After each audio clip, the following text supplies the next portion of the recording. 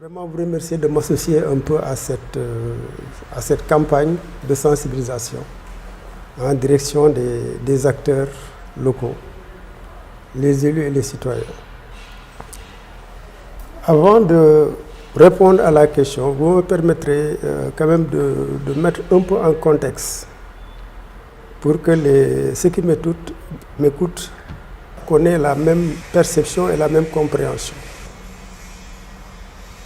Pourquoi on décentralise et le fondement de la décentralisation. Décentraliser, c'est un des moyens d'un gouvernement pour développer des territoires.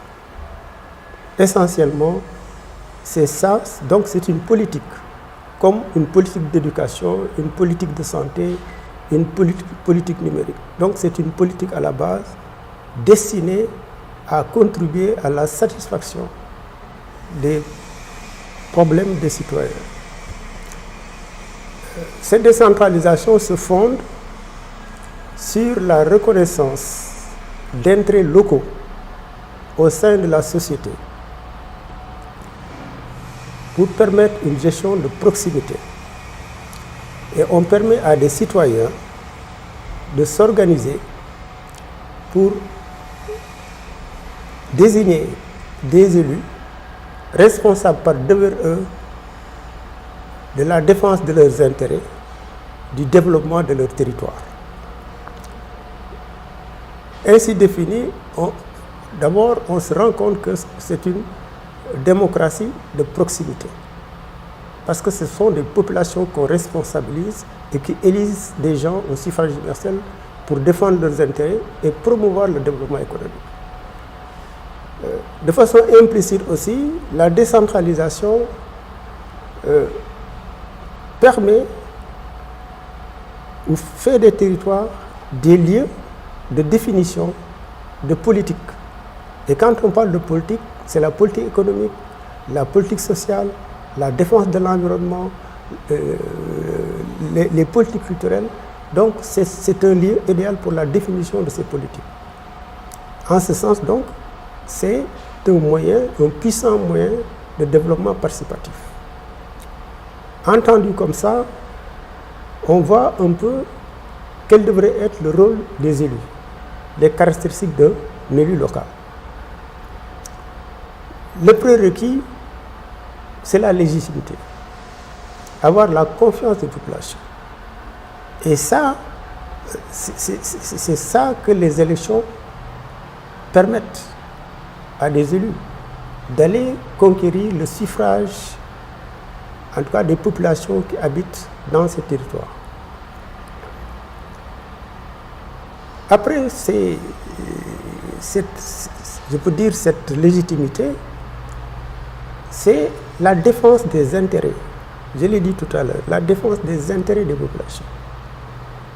On n'est pas là pour autre chose que de s'arc-bouter sur la défense des intérêts des citoyens au quotidien.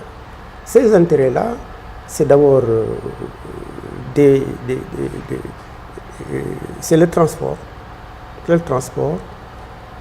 Ces intérêts, c'est l'accès à des services d'éducation, à des services de santé, à des services de loisirs, sportifs, culturels.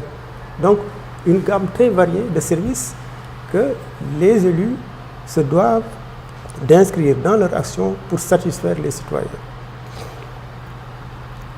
Mais ça, pour le faire, il faut avoir une connaissance du milieu.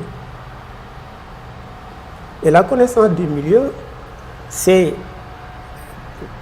d'être en permanence sur son territoire, c'est très important, mais c'est donner les moyens et les outils d'une connaissance et d'une compréhension de votre territoire.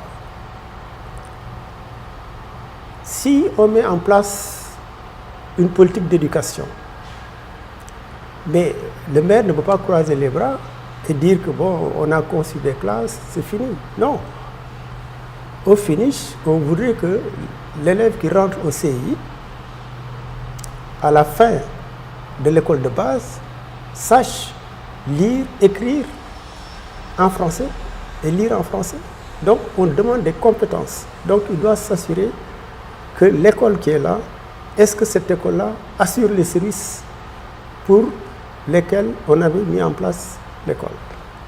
Idem pour la santé. La santé, c'est un peu quels sont les soins qui sont offerts et quelle est la qualité des soins. Donc c'est au maire à chaque fois de faire les efforts pour avoir une bonne connaissance. Et maintenant, s'il se rend compte qu'il y a des problèmes, mais ils doivent agir. Si on se rend compte que les médecins ne fournissent pas les soins de qualité, mais c'est aux élus de les redresser. Donc ils ont un rôle que je trouve crucial et pris dans leur ensemble, on peut dire qu'ils ont de grandes missions.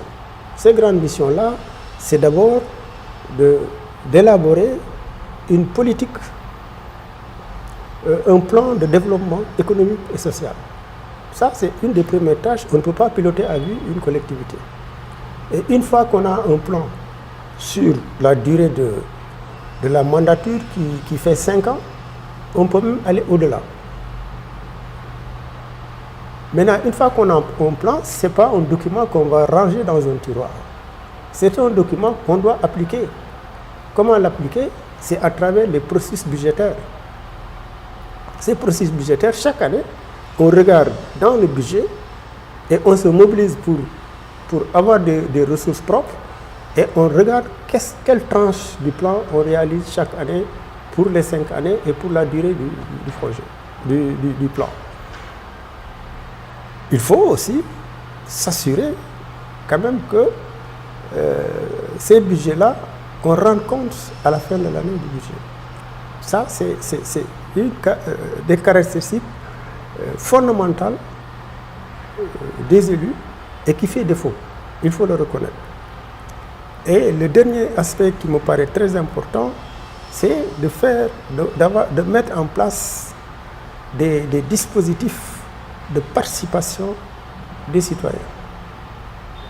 Parce que je l'ai dit tantôt, ce sont les populations qui sont responsabilisées qui doivent participer à la gestion de leur territoire. Si elles ne participent pas d'ailleurs, ça ne marchera jamais. Donc voilà de façon générale, en tout cas les missions que je verrai pour des élus. Ça c'est en permanence. C'est en permanence, en tout cas des missions des élus, pour faire en sorte que, au bout en tout cas de leur travail, qu'ils participent à l'amélioration de ce que j'appelle l'indice de développement humain.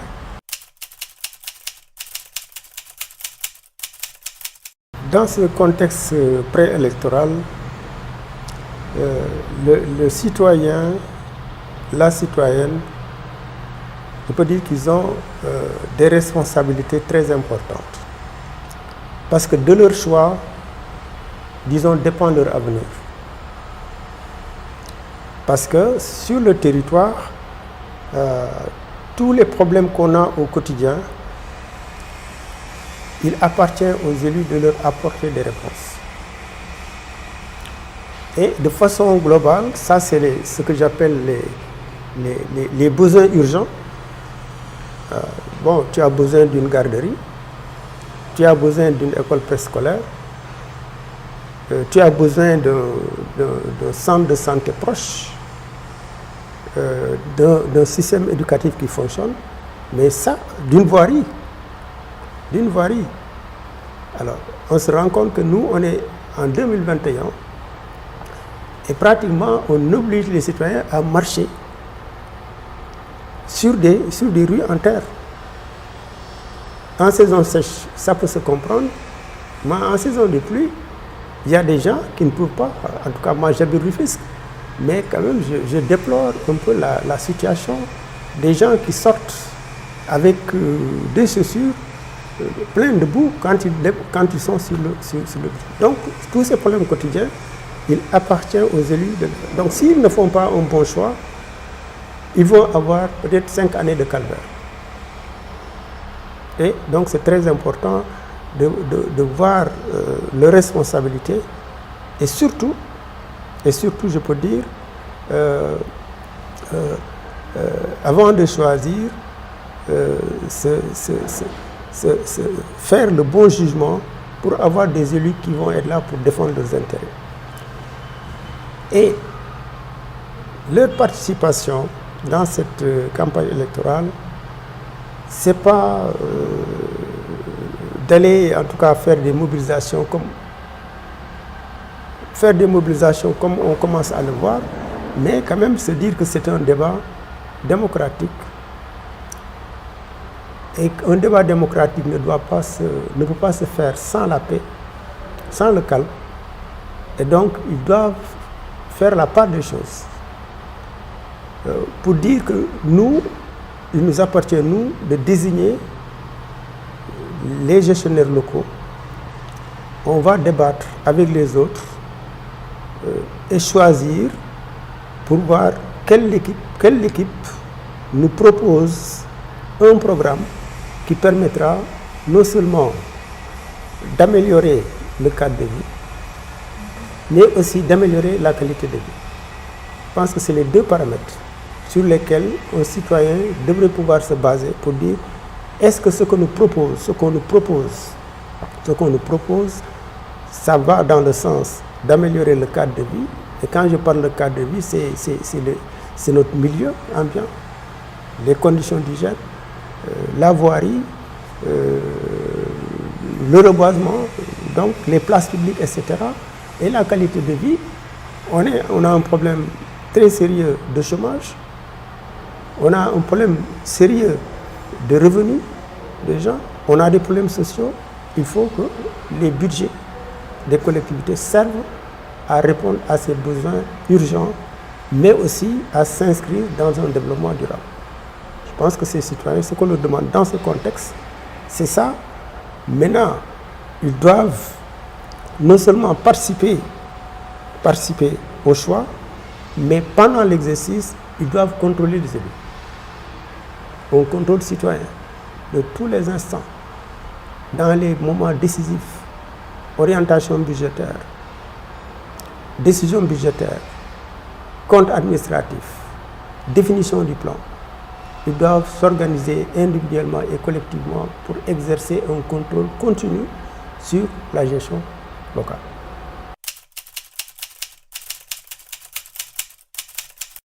La recommandation, c'est vraiment que ces scrutins locaux, parce que il y en a plusieurs, que ces scrutins-là se déroulent dans la sérénité, dans la paix, mais surtout que ça soit axé sur des débats locaux entre les différents candidats, mais aussi avec la participation de la société civile, la participation des citoyens. Les invectives, les moyens déloyaux, ça je pense que ça ne rime pas avec démocratie locale. C'est maintenant, pendant cette période électorale, qu'on doit prouver que la vitalité de la démocratie locale. En faisant ce que je viens de dire, que vraiment les gens mettent l'accent sur les débats programmatiques. Pour les équipes passées, ils ont une obligation de faire leur bilan. Ils ont une obligation de faire leur bilan pour dire que pendant ces 7 années, voilà ce que nous avons réalisé. Avec quels moyens aussi. Et aussi dire quel est le projet qu'ils proposent pour les 5 prochaines années. Les autres qui n'étaient pas en place, donc les listes de candidats qui veulent conquérir les assemblées locales, ces candidats aussi ont l'obligation vraiment de venir, non pas faire des critiques, la critique ne peut pas manquer, mais aussi proposer leur projet. C'est vraiment projet contre projet pour permettre aux citoyens d'être éclairés sur ce que propose chaque candidat et sur cette base de pouvoir choisir de façon libre en veillant un peu à la prise en compte de ses intérêts par les équipes qui vont diriger ces municipalités. C'est ça qui va conditionner les avancées dans la vie des gens. Parce que le développement, on a beau dire, mais il sera local ou il ne sera pas. Si les villes et les territoires ne contribuent pas au développement économique, au développement social, et travaillent pour la défense de l'environnement, je pense que on va avoir peut-être un développement national, mais qui ne va pas impacter les populations qui vivent dans les différents territoires du Sénégal. Et le développement, il est développement quand il est perçu et vécu là où les gens vivent. On ne peut pas dire qu'on est développé alors qu'il y a des gens qui sont à Fongolemi, qui sont à Barkédji ou ailleurs, qui sont dans une pauvreté la plus crasse. Donc l'idée, c'est de faire en sorte que les équipes municipales qui viennent, mais prennent un virage pour le développement économique et social.